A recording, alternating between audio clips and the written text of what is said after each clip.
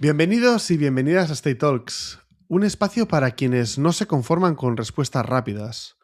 Un lugar donde la reflexión no solo es bienvenida, sino casi necesaria. Aquí nos permitimos parar, dudar, pensar con calma y, si hace falta, revisar aquello que dábamos por seguro. Porque también va de esto, de atrevernos a mirar las cosas desde otro lugar. En Stay Talks no venimos a dar lecciones, venimos a hacernos buenas preguntas. A conversar sin prisa, con profundidad, con honestidad, a intentar entender un poquito mejor el mundo en el que trabajamos y el momento que estamos viviendo. Y para ello, hoy tenemos un invitado muy especial que me hace mucha ilusión tener. Gianluca, bienvenido. ¿Qué tal? ¿Cómo estás? Hola, Francesc. Es un placer estar aquí y poder compartir espacio, ideas, conocimientos, aprendizajes. Así que nada, mucho gusto, un Súper, placer súper. y con ganas. Nos vamos a pasar realmente muy bien. Pero oye, Gianluca, como sabes, antes de empezar siempre tenemos una pequeña, bueno, un pequeño reto, que es ese de coger el hinchador, intentar agrandarte un poco el ego, para que aquellos que no te conozcan aún sepan un poquito más de tu historia. Así que cogemos el hinchador y empezamos. Sí. Mirad, hay personas que no solo construyen una carrera, sino que construyen un mensaje. La historia de Gianluca no empieza en un despacho, ni en una multinacional, sino en Ecuador. Marcado por una infancia que le exigió madurar demasiado pronto, le enseñó que los sueños no son un privilegio, sino son una responsabilidad. A los 25 años hizo lo que pocos se atreven. Dejó su país y aterrizó en Barcelona con la maleta llena de ilusión y una deuda que le recordaba cada día probablemente que no había plan B. Limpió habitaciones, sirvió mesas, trabajó en cruceros, hasta abrirse paso en el mundo de recursos humanos, el terreno donde descubriría su verdadera misión. Con más de 15 años de experiencia, Gianluca se ha convertido en una de las voces más influyentes del hiring en habla hispana. Ha liderado procesos de transformación en compañías como Globo, Booking o Bitpanda, escalando equipos desde pequeñas células hasta estructuras de cientos de personas. Pero lo que realmente lo diferencia no es el crecimiento, sino la filosofía. Para él, fidelizar empieza mucho antes del contrato. Empieza cuando entendemos que los valores personales y los motivadores del candidato deben estar alineados sí o sí con la cultura de empresa. Si no hay coherencia, no hay compromiso. Es autor de 3 bestsellers y mentor de miles de profesionales. Gianluca no solo habla de talento, habla de conciencia, de disciplina y de construir una vida con intención. Su lema lo resume todo. El éxito no depende del talento o la suerte, sino depende de la disciplina que eliges cada día. Estoy seguro de que esta conversación va a remover muchas creencias y abrir nuevas ideas en mucha gente. Así que no perdamos más tiempo y vamos directamente a la conversación con Gianluca. Vamos allá, ¿te parece? Me parece, oye, qué linda introducción. Me has hecho la piel de gallina, qué bonito. Me Gracias. alegra, me alegra. La idea es esta, que la gente os conozca, porque entendemos que al final nosotros conocemos, pero mucha gente lo que nos habla, pues aún no nos conoce y es importante que os empiece a conocer antes de empezar. Así que es un placer. Oye, mira, me Gracias. gustaría abrir la lata, ¿no? Con una pregunta igual muy profunda, igual muy densa. Y tú que has liderado procesos de crecimiento masivo en empresas globales, me gustaría saber qué error aprendiste, quizá a golpe de realidad, ¿no? Para saber contratar o cuando contratamos más rápido sin alinear en la cultura y los valores. Uf, es una muy buena pregunta, de hecho. Creo que pasa muy a menudo, Francesc. A ver, hay varios errores seguro en la carrera de muchas personas de talento, seguro encontramos miles de errores y seguimos teniéndolos porque los errores son la base del aprendizaje, de poder seguir creciendo. Uno de los errores que se me vienen a la mente seguramente es el de mi época en Globo. En Globo teníamos que contratar casi 400 ingenieros en menos de 2 años ¡Wow! porque era un reto, era interesante porque Oscar, éramos pequeños todavía, éramos 125 cuando me uní, y los inversionistas, el Board of Advisors eran los que le decían a Oscar, necesitamos llegar a esto en objetivos de revenue y de crecimiento. Para lo que Oscar con sus VPs en ese momento, Mustafa Sezgin, que ahora trabaja en Google, y Bartek, el de producto, personas geniales, decían que para llegar a esos números necesitábamos X número de personas. Y en ese momento éramos dos recruiters, me acuerdo, hacíamos 40 entrevistas a la semana, imagínate, por persona y un montón de cosas. Algo que no cuidamos, porque la cultura creo que em, al principio cuando eres pequeño es más fácil, ¿no? Siempre es más fácil poder transmitirla, lo vives día a día, en oficina siempre es más fácil, en remoto también he tenido la oportunidad de trabajar y escalar empresas es un poco más difícil, pero si estás en oficina y eres pequeño, eso es más fácil. Conforme vas creciendo, eso se va perdiendo y ahí hay mucho reto. Entonces, básicamente, si es que estás en una empresa pequeña que está creciendo, mantener la cultura es un poco más fácil, pero conforme vas creciendo se torna un reto más grande. El error más grande que cometimos es centrarnos en la velocidad y no en la calidad. Entonces preferíamos extender la voz, entrevistar 40 personas a la semana por recruiter.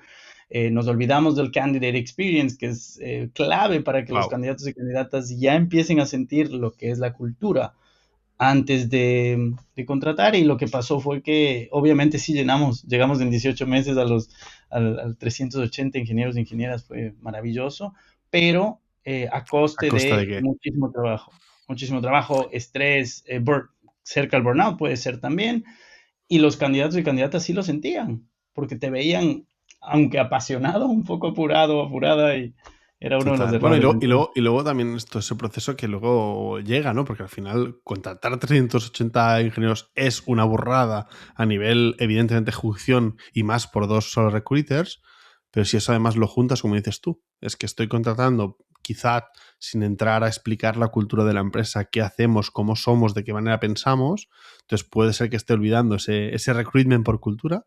Y luego compartir esa cultura, como bien dices tú, somos 50, es muy fácil, ¿no? Mantener o cuidar la cultura, pero cuando empezamos a crecer y hacemos crecidas tan bestias, mantener esa cultura es un challenge realmente muy difícil, muy difícil.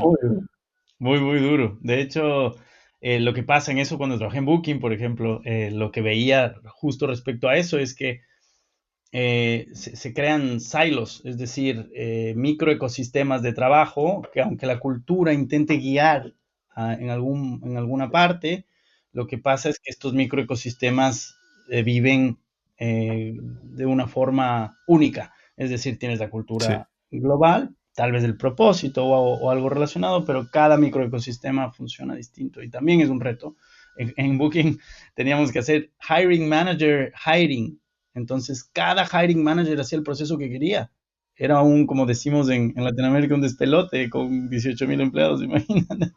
Bueno, me imagino, al final, ostras, esto, como dices tú, te genera, primero, que cada uno contrata a su manera, cosa que ya no tienes una unidad de que buscamos, y luego, como dices tú, microculturas dentro de la cultura, esos pequeños hilos con culturas únicas, maneras de trabajar únicas, que a veces pueden ser mejores que la cultura o más positivas en algún caso, pero a veces puede ser que sea al revés y ahí es un challenge importante. Oye, me gustaría hablar de ética a la hora de contratar, y me gustaría preguntarte un poquito. ¿Qué responsabilidad crees que tiene un líder hoy cuando decide incorporar talento, ¿no? Ah, ¿qué responsabilidad ética a la hora de contratar bien hay detrás? Porque es media vida. O sea, contratar a alguien que realmente necesita o va a cubrir esos challenges y va a sentirse retado, es como el primer paso. Estoy de acuerdo, estoy de acuerdo. Al principio puedes dar ese primer paso y lo puedes hacer bien o mal, pero ahí va la ética personal. Yo creo que la ética no solo ahora y siempre, siempre ha sido y no solo ahora es, pero será aún más importante ahora con la inteligencia artificial y con todas las automatizaciones que tengamos, los agentes de IA que van a hacer ya o que ya están haciendo nuestro trabajo por nosotros. Ujú. eh, y al final hacer las cosas de una forma ética, de una forma que consideremos correcta, buena, dentro de nuestros propios parámetros, va a ser clave, porque si te saltas de esta parte por hacer una contratación más rápido, por contratar a alguien que tiene un buen pedigrí, pero sabes que va fatal con la cultura, eh, me invento, cualquier otro tipo de situación que te obligue a saltar esta ética, al final vas a terminar pagando más tú, porque te puede destruir la cultura, van a bajar los niveles de engagement, y al final ahora, más que nunca, las personas somos aún más importantes en las organizaciones, aunque en algunas tengamos que ser menos por la inteligencia artificial, porque sí, sí va a ser, o más, porque otros trabajos se crearán. Es aún más importante poder tener una ética al momento de contratar. Entonces creo que es clave. El problema, no todos la tienen y no todos quieren tenerla o aprenderla o escucharla. Y ahí veo uno de los grandes retos desde recursos humanos, poder educar y hacer un partnership real con todos estos líderes. Y es complejo, es bastante complejo. Además que la ética puede ser una cosa para una persona y otra para otra, y ahí ya nos metemos en cosas de moral personales que son un poco más difíciles. Totalmente. Pero bueno, creo que has dicho una cosa muy importante, ¿no?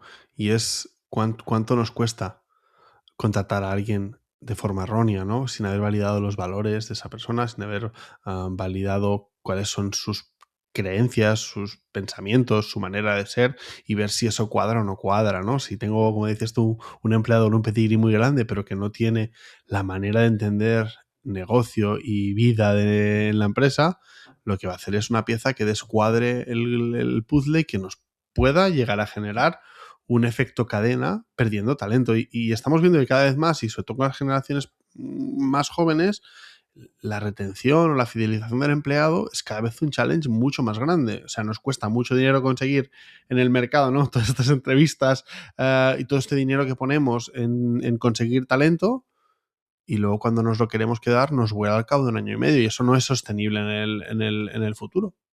No es nada sostenible y lo has dado en el clavo.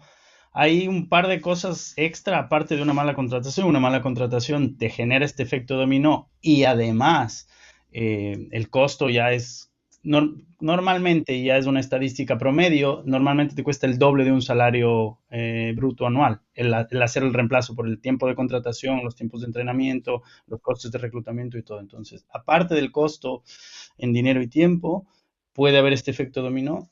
Recién hice una charla, un speaking event en Madrid, en la HR Expo en noviembre, y hablé de Uh-huh. liderazgo intergeneracional, porque justamente quería explorar por qué está suscitando esto de generación en generación y descubrí muchísimas cosas. Entonces aquí vamos a hacer esta conversación amena.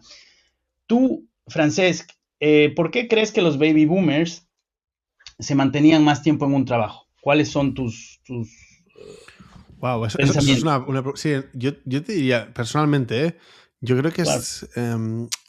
es una manera de cómo hemos vivido nuestra infancia, a diferencia de la infancia joven, que estamos, los jóvenes están, y me permito ahora entrar un poquito en esa parte de joven, va, estamos un pelín hiperestimulados, ¿no? Las redes sociales nos han hecho esto, la dopamina que nos impulsa permanentemente a estar viendo notificaciones, a la inmediatez, a esa sociedad líquida, a esa sociedad fluida, que hace que queramos todo ya y sin ningún tipo, diría, de, entre comillas, de esfuerzo, ¿no? Pero sin sacrificar nada por el camino, lo queremos todo inmediato. Y yo creo que eso tiene parte de ver. Eso sería igual mi análisis sociosocial de las personas, ¿eh? Pero complejo, sí, sí. Es complejo, pero le diste en el clavo. Un baby boomer viene de la posguerra. Posguerra tenían mucho miedo, necesitaban sujetarse a algo para sentirse seguros. Y después de Totalmente. la guerra viene un crecimiento de etapa dorada. Había mucho dinero, podías mantener una casa solo o sola, eh, con un sueldo y 4 o 5 hijos, comprarte hogar, tal.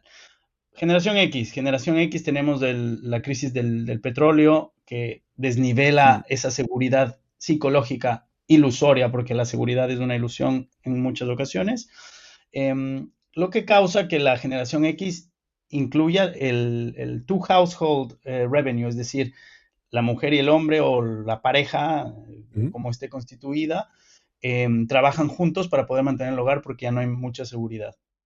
Los millennials, la crisis del 2008, una que otro cambio, igual nos hacen buscar el propósito. Por eso es muy Hmm. importante que las culturas busquen el propósito y nos podemos meter más ahí. Pero lo que descubrí que es una locura, muy relacionado a lo que tú dices, es la generación Z y la alfa. Entrevisté a 8 niños de 11 y 12 años que eran hijos de hijas Wow. de amigos y amigas para ver qué nos vamos a encontrar y qué puede haber por ahí. Generación Z, lo que dijiste, uno, están desconectados por la inmediatez la hiperestimulación, por supuesto, pero si nos vamos al contexto anterior, como seres humanos, ya fuera de solo las empresas y lo que pasa en la psicología del ser humano, como seres humanos ya no tenemos seguridad. Mañana te pueden despedir en cualquier lugar del mundo, por cualquier razón del mundo, y esto es cada vez más común. Lo que para construir una cultura, ¿me escuchas? Sí, sí, te escucho Eh, perfecto. Sí, sí, sí. para construir una cultura sólida, va a perjudicarte al final, ¿no? Porque estás despidiendo, la gente siente inseguridad psicológica, hay muchos datos, 30, 40% después de un layoff, la gente se siente con miedo, con ansiedad, con un montón de cosas, entonces son retos grandes. Entonces sí, están hiperestimulados por un lado, porque tal vez eso también es lo que quieren hacernos consumir y tal, la globalización también lo ha hecho, pero por otro lado tampoco tienen una seguridad real. Totalmente. Entonces, al estar hiperestimulados, sin seguridad real, que lo saben y lo sabemos, y con la globalización, el acceso al Internet, a poder hacer dinero de diversas formas y no solo con tu 9 to 5, ya no hay compromiso. Hay mucho activismo social en la generación Z y la generación alfa va a hacer mucho de impacto social y ya van a ser los primeros de nativos de inteligencia artificial de verdad. La Z está ahora Totalmente. ahí, pero entonces no es solo una generación de cristal, es una generación de cristal, si es que lo quieres decir así, porque es lo que todo el mundo lo llama. Yo no los veo así, yo creo que es una generación que ha tenido que adaptarse a todas estas circunstancias históricas y es por eso que son así. Y es difícil. Totalmente. Yo creo que es una muy buena reflexión. Y hay un punto que creo que es interesante destacar, ¿no? Esta realidad que tú decías, es decir, esta generación que ya no solo no tiene aversión al riesgo, sino que ya asume que el riesgo es la manera de vivir, que esa seguridad que, como bien decías, nuestros padres, ¿no? Tenían de, oye, cógete un trabajo, como decías tú, ¿no? Agárrate a él, quédate enganchado, ¿no? Saben que, oye, que una pandemia puede hacer que todo se vaya al traste. Que las empresas, y es una realidad, yo siempre lo digo, las empresas se tienen que proteger a sí mismas. Si hay un momento en que tienen que hacer un R porque pasa X cosa, lo estamos viendo cada vez más. Lo hemos visto en las grandes tecnológicas del mundo que han decidido hacer Rs donde han, bueno, hecho layovers realmente de muchísima gente. Lo estamos viendo ahora mismo aquí cerquita en España, en Telefónica, que está haciendo un R realmente muy grande, donde están. Entonces, ellos ya son conscientes de que la realidad es que el trabajo estable permanente no existe o no Es es una es una realidad. realidad ambigua. Entonces, y creo que es muy importante, lo han escrito muchos autores, me viene a la cabeza Simon Sinek con Why Me Leaders encanta. It Last, ¿no? Esa necesidad, ese servant leadership, ese safe leadership, ¿no? Cómo transmitimos seguridad a nuestros equipos para que se sientan tranquilos, porque al final, ya hablando incluso un poquito desde el punto de vista de neurociencia, ¿no?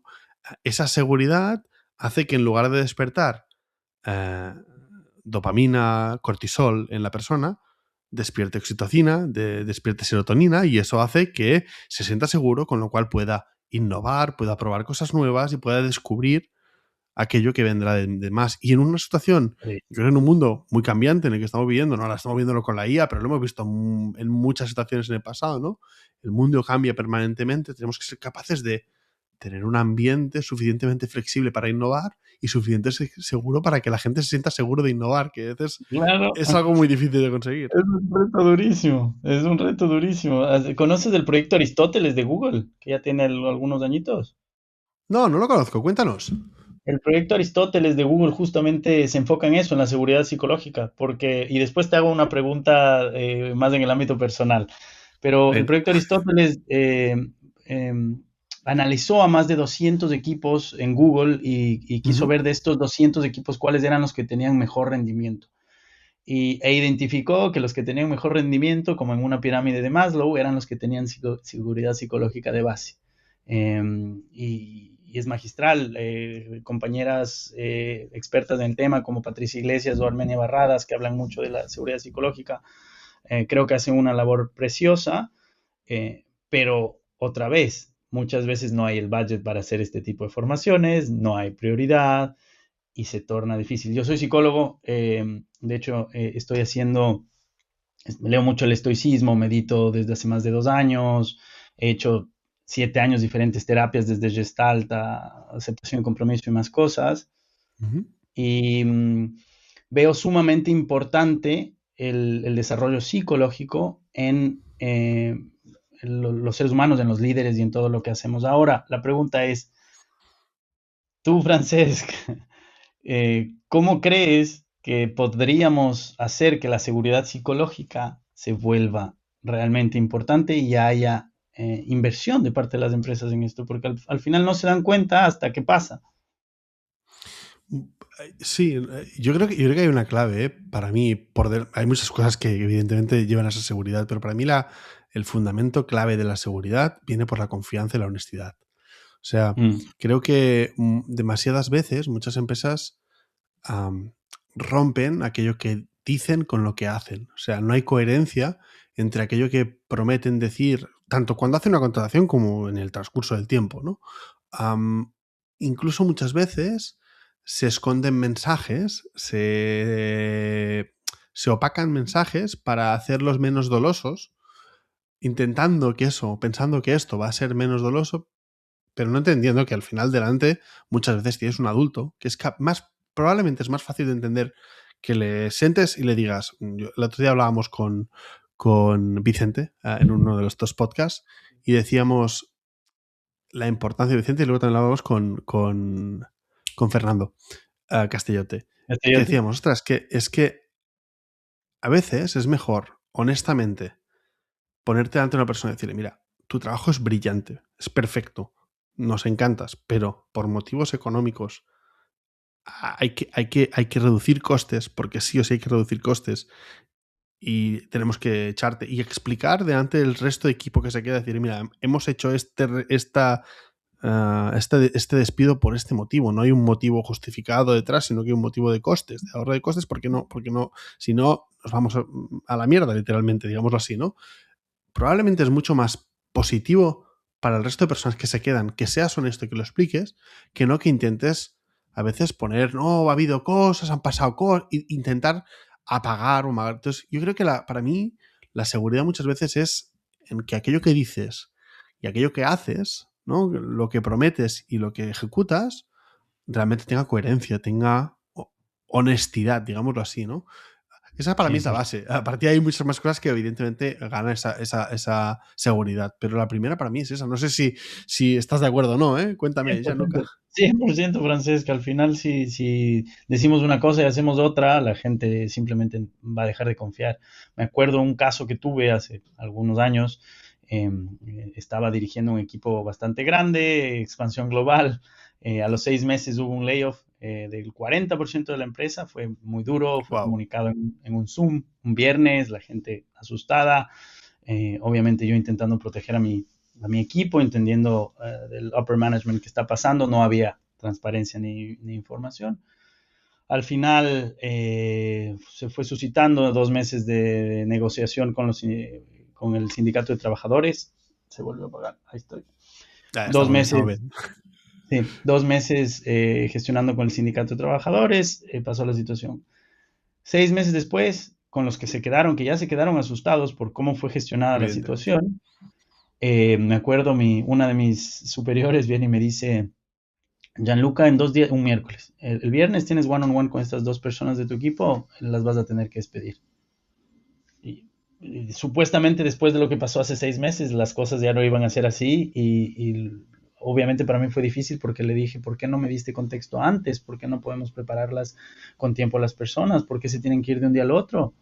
Y obviamente la decisión vino de arriba abajo, fue como se hicieron las cosas ahí y claro, o sea, para las personas que además está en mi corazón siempre, para mí hacer algo que éticamente para mí no está correcto porque así no se hacen las cosas, era muy difícil. Totalmente. Bueno, y luego el impacto que tienes al resto de personas que se quedan. Porque cuando has visto que alguien se ha ido y 6 meses más tarde echas a dos más, la sensación del equipo es en 6 meses caerán dos más. Entonces automáticamente generas ese ambiente, no es lo que decíamos antes, no seguro, ambiente de miedo, ambiente de cortisol, de dopamina, de intentar sobrevivir. Ya no están viviendo, sino están sobreviviendo. Y cuando estás en un equipo sobreviviendo, no piensas en ayudar al del lado, piensas en ayudarte a ti para no ser el siguiente. Y ahí Exacto. generas unos ambientes y unas dinámicas de equipo realmente, yo diría, muy complejas, por no decir otra cosa. Ya, ahora vamos a ese tema, supervivencia. El ser humano, obviamente, cuando necesita sobrevivir, el cerebro del ser humano es instintivo y está siempre buscando mantenernos en cualquier zona de confort para protegernos. Imagínate lo que eso hace en cada individuo dentro de una cultura y ahí ya la va a romper. Y ahora, analizando ese sentido de supervivencia con la situación actual del mundo, lo que dijiste, layoffs masivos. Amazon en 3 meses despidió más de 30,000 personas Sí, sí. recién ahora. Está pasando muy seguido y además que la inflación, tenemos que hablar claro, o sea, no solo es de España, no es, España está suscitando o está Claro, pasando por todo el mundo está con una inflación de locos y ahora la gente apenas puede sobrevivir con un salario, con mantener familias. Yo tengo un hijo y te digo, es un reto, es precioso, pero es un reto cuando te pones ciertos objetivos. Entonces, tienes ya una situación macroeconómica que está haciendo que el ser humano tenga que sobrevivir. Aparte de eso, tu empresa, por tener que sobrevivir en números y tal, puede estar gestionando cosas de una forma u otra. sí. Y de ahí tenemos que hacer que las culturas sobrevivan. O sea, es sumamente difícil, es un reto para todos los líderes de recursos humanos y líderes de empresas y levels gigante, porque nos concentramos en la empresa y en los números, pero las cosas son mucho más grandes. Hay que entender el background detrás de cada persona, dónde está, qué está sucediendo, por qué está viviendo lo que está viviendo y seguir. Totalmente. Y yo creo que tenemos que también hacer un paso atrás, ¿no? O sea, la empresa tiene muchos assets, ¿no? Y si lo miramos fríamente, ¿no? Por, como decíamos ahora, por números, podríamos decir, oye, pues tenemos los assets de las oficinas, las maquinarias, las IPs, las patentes, tal. Y luego tenemos un asset que es el walking asset, que son mis empleados. Claro. Y que es mucho más difícil de sustituir. O sea, si me rompe una máquina, pues bueno, es un coste. Cambio máquina por máquina, busco la más nueva, la más eficiente, la más no sé qué. Problema solucionado. Me va a costar un impacto, pero es subsanable, ¿no?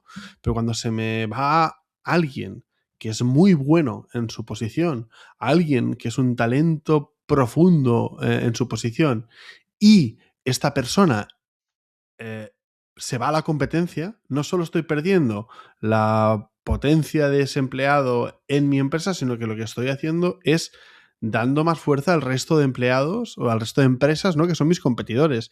Entonces, el empleado yo creo que muchas veces no lo hemos entendido correctamente y muchas veces, de hecho, yo soy de los que férreamente intento que culturalmente saquemos a concepto recursos humanos, porque un recurso es algo que se explota y el Ujú. talento no hay que explotarlo, sino que hay que trabajar con él, hay que ayudarlo, hay que promocionarlo, hay que hacer que se sienta seguro, hacer lo que crezca para que Me cada encanta. vez rinda más y sea mejor, pero cuando hablamos de recursos estamos explotándolo. Entonces, yo creo que hay un problema a nivel empresarial que aún no hemos entendido, que ese walking asset, ese asset que tengo en la empresa que puede hacer algo que el resto de assets no hacen, que es coger la puerta e irse, y eso es un riesgo muy grande para la empresa, no se cuida de la misma manera que se cuida una máquina. Una máquina le hago el mantenimiento una vez al año, ¿no? Y ya está bien.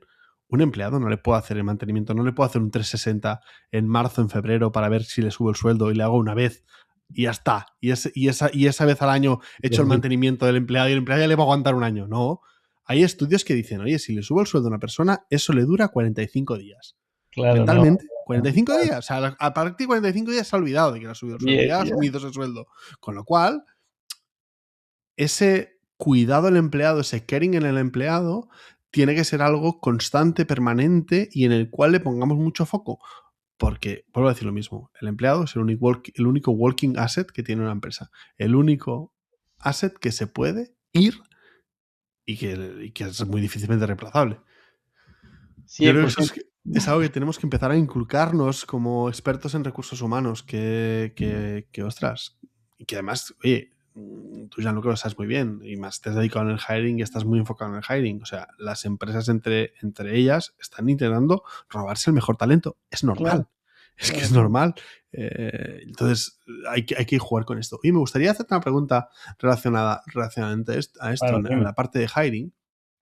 Yo es que me gustaría saber cuál es la creencia limitante que ves más repetida en los profesionales del hiring que impide justamente construir estos equipos fieles y comprometidos en las empresas.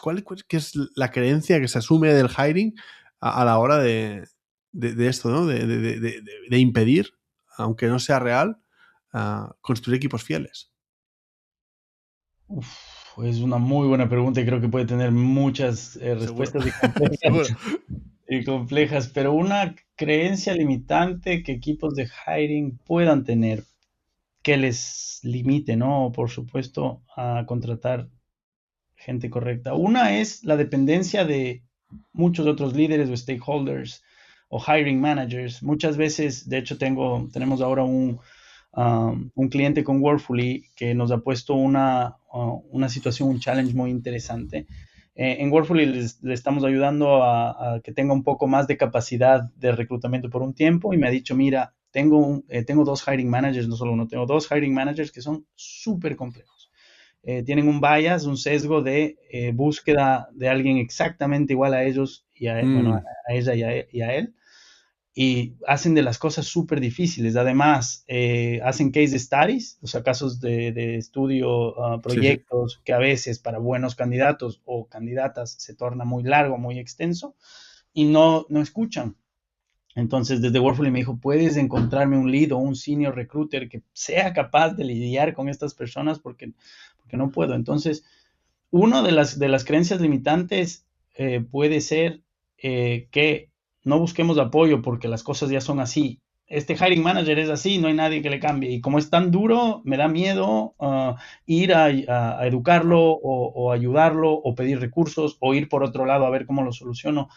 Pero una de las creencias limitantes es esa, o sea, limitarse a realmente no educar a tus partners y stakeholders para realmente hacer un partnership, porque también eso es Ujú. cultura, ¿no? Un partnership en el cual todos estemos remando hacia el mismo lugar y ahí creo que se rompen muchas cosas. Cuando recruitment es solo un servicio, se rompe todo. Recruitment no es un servicio y no es solo una parte no es solo talent, somos HR y al final cuidamos del empleado y de la empresa, que es por lo que se creó recursos humanos en la revolución industrial y voy Me, me- ahí me- igual. me encanta ese punto, ¿eh? Y diría, y permíteme robártelo y cambiarlo un poquito, ¿no? Por favor, por favor. No solo hiring no es un servicio, o sea, recursos humanos, tú lo has dicho, no es un servicio. No, O sea, es que yo creo que durante mucho tiempo, y lo hemos hablado en muchas State Talks, que lo hago con muchos directores de recursos humanos, se ha entendido recursos humanos como un administrador de tareas de personas. O sea, vacaciones, nómina, o sea, gestor exacto. de lo que decíamos antes, de recursos humanos, gestor de recursos humanos.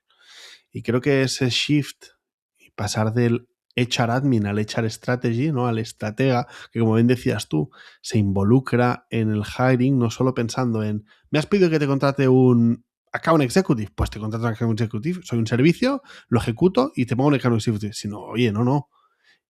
Ese equipo de account executive, ¿qué problema de skills tiene?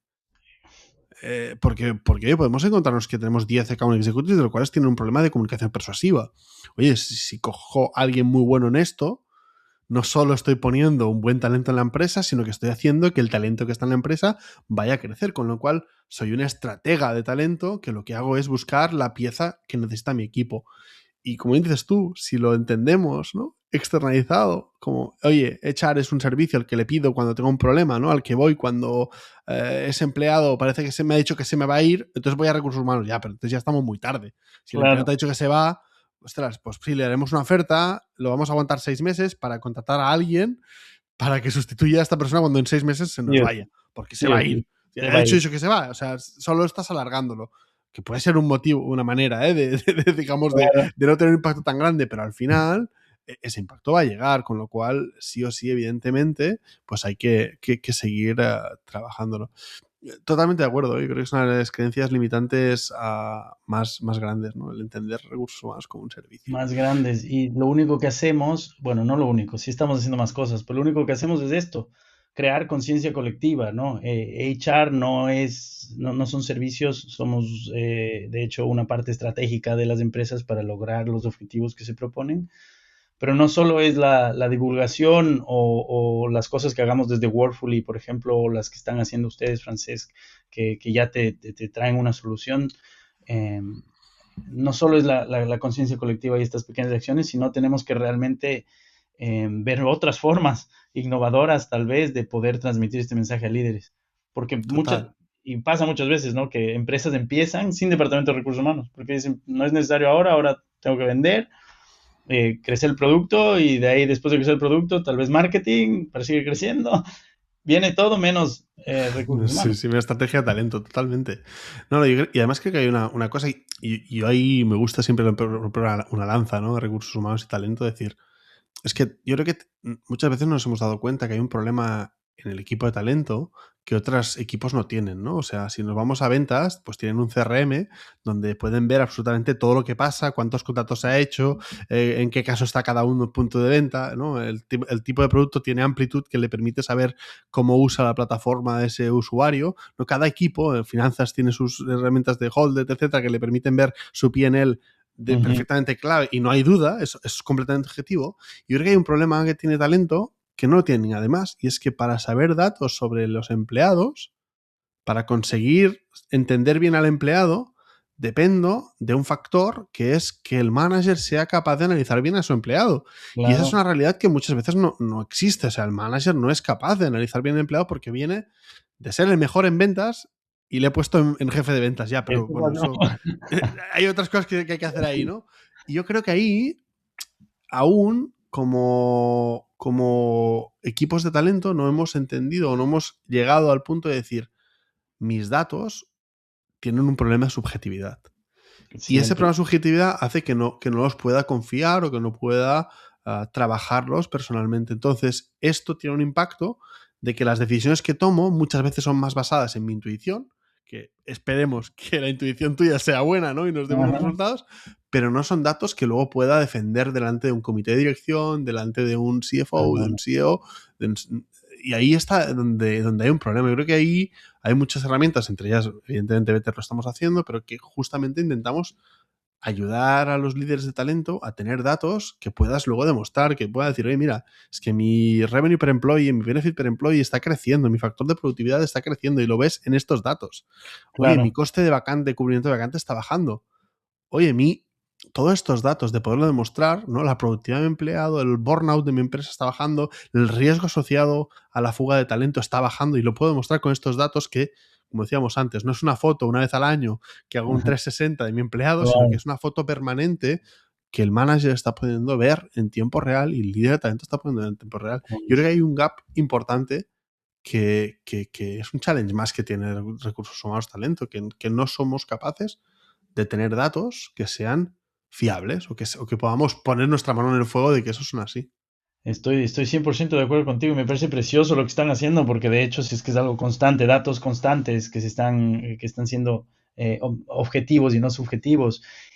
Y tienes a una persona como tú en este caso que puede guiar a los managers a poder hacer una lectura correcta de esa hard data, Totalmente. porque puedes tener mucha data, toda la data del mundo, pero si solo es hard y no sabes cómo interpretarla, y ahí es cuando creo que los seres humanos y los líderes de este tipo de proyectos como el tuyo, como Workfully, somos clave, porque, por ejemplo, tú vas donde el manager y le dices, te doy esta herramienta donde vas a ver todos los detalles de tu empleado de forma continua. Ahora, un manager tal vez no tiene el tiempo o fue ascendido de una forma en la que no tiene los skills tampoco.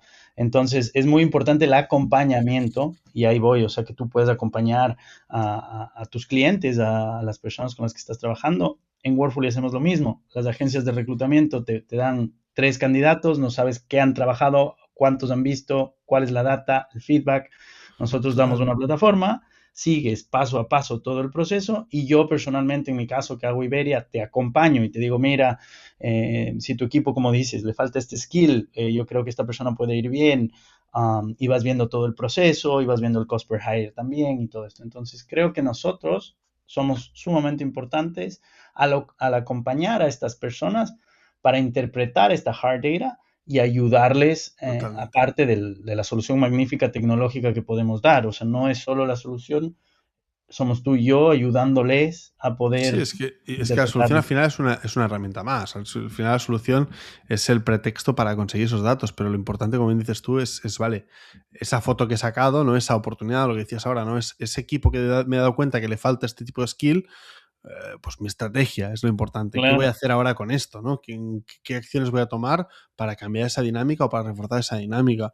Pero al final hay que entender esto, que hoy un equipo de 1.000 empleados igual tiene un equipo de talento de 20, 30 personas si tiene mucha suerte.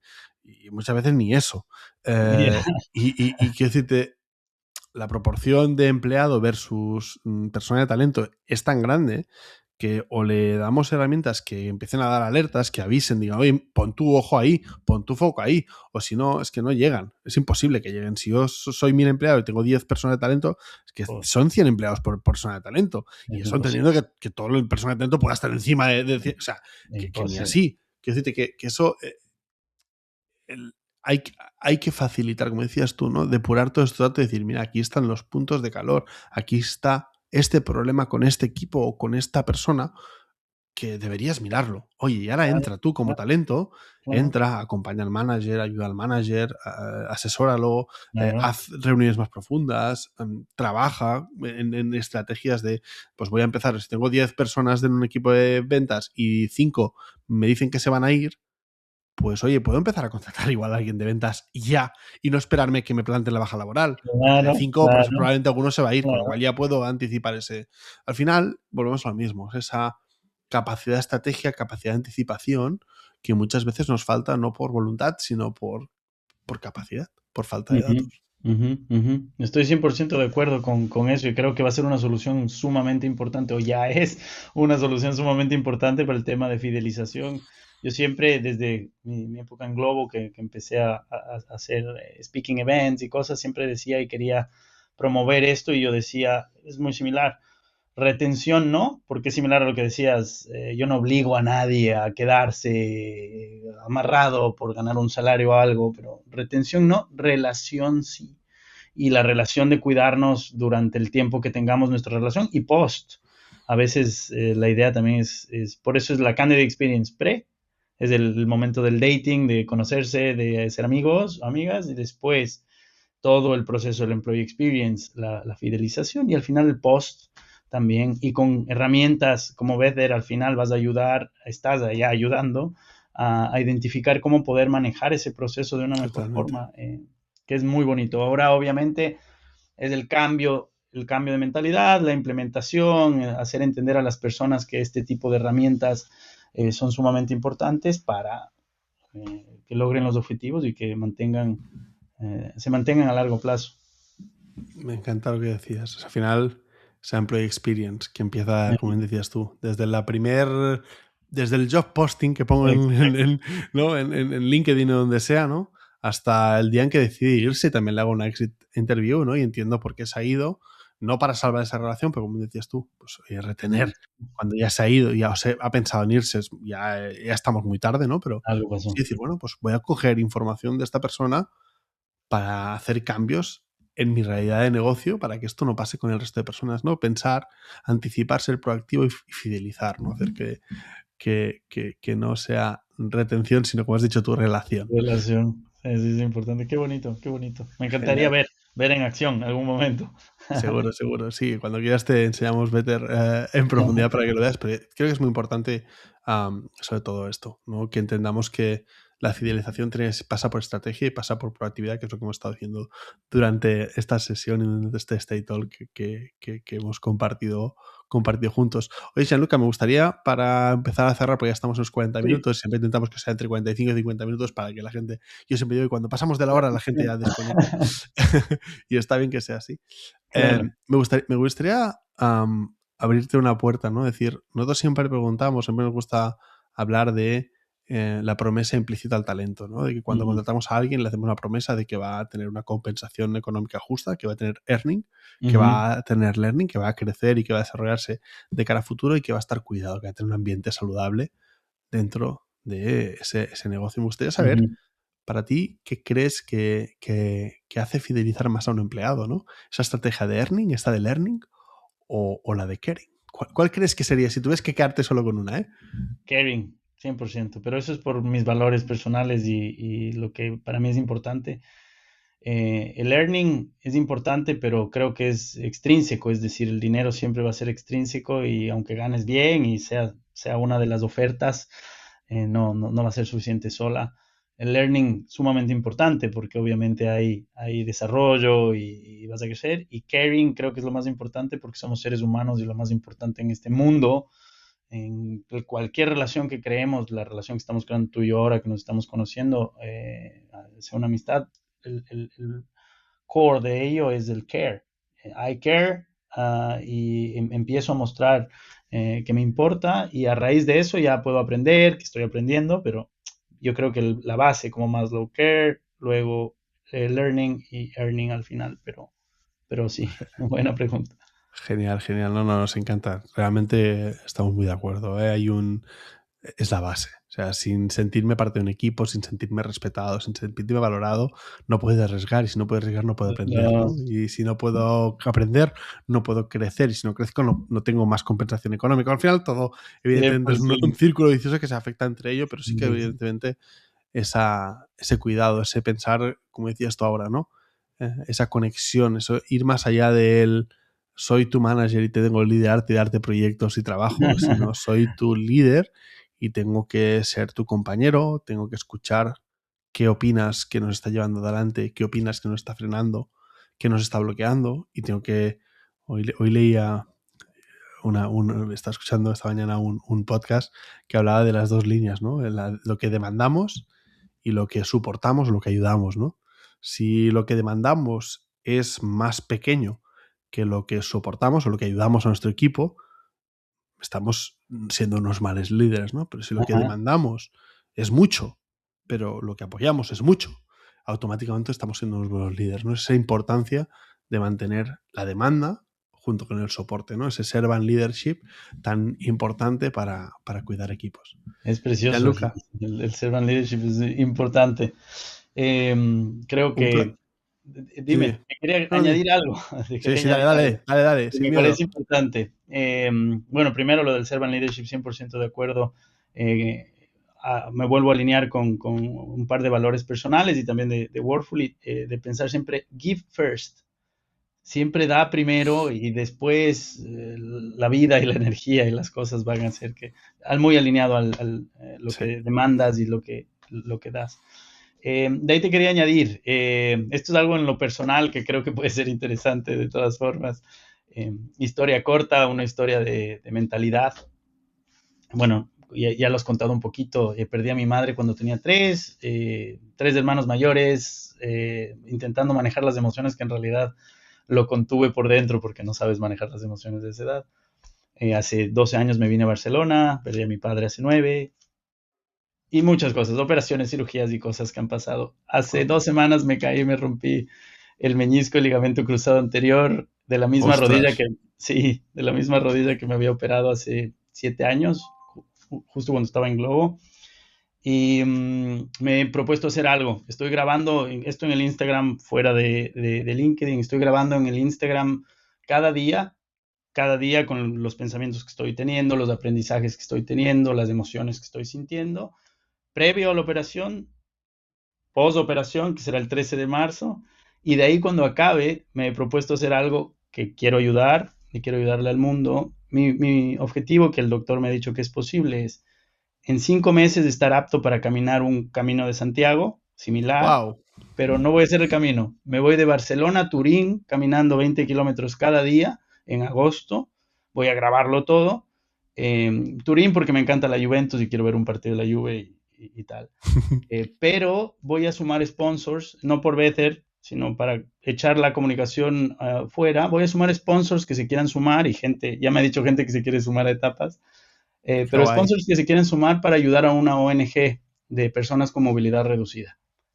Y es el objetivo. O sea, el objetivo es hacer este camino y ayudar a una ONG de personas con movilidad reducida y ver cómo va. Pero quería compartirlo también porque creo que Qué bonito e guay, importante. total. Hablemos luego para ver si podemos apoyar en este camino, Gracias. pero yo creo que al final, como dicen, ¿no? El camino se hace andando, ¿no? Y cuando muchas veces, ¿no? Te encuentras estos 20 kilómetros de aquí, bueno, de cada etapa de 20 kilómetros de aquí hasta Turín, esa reflexión, ese pensar, ese superarte a ti mismo, ir un paso más, y darle el límite al cuerpo, decir, oye, hasta dónde puede llegar. Creo que es un challenge muy interesante, muy chulo, y un placer, y seguro que lo queremos compartir nosotros, y seguro que alguien de los que nos escucha quiere también participar. Oye, seguro Le que quieres Gianluca en sumar. las redes sociales, en LinkedIn es muy activo, pero seguro que podéis encontrar también por Instagram, para ayudarle a ese reto, que seguro que saldrá bien, seguro. Gracias, Francés. Muchas gracias. Y un Súper. placer igual haberte conocido, haber compartido. Ha sido muy linda en general la conversación,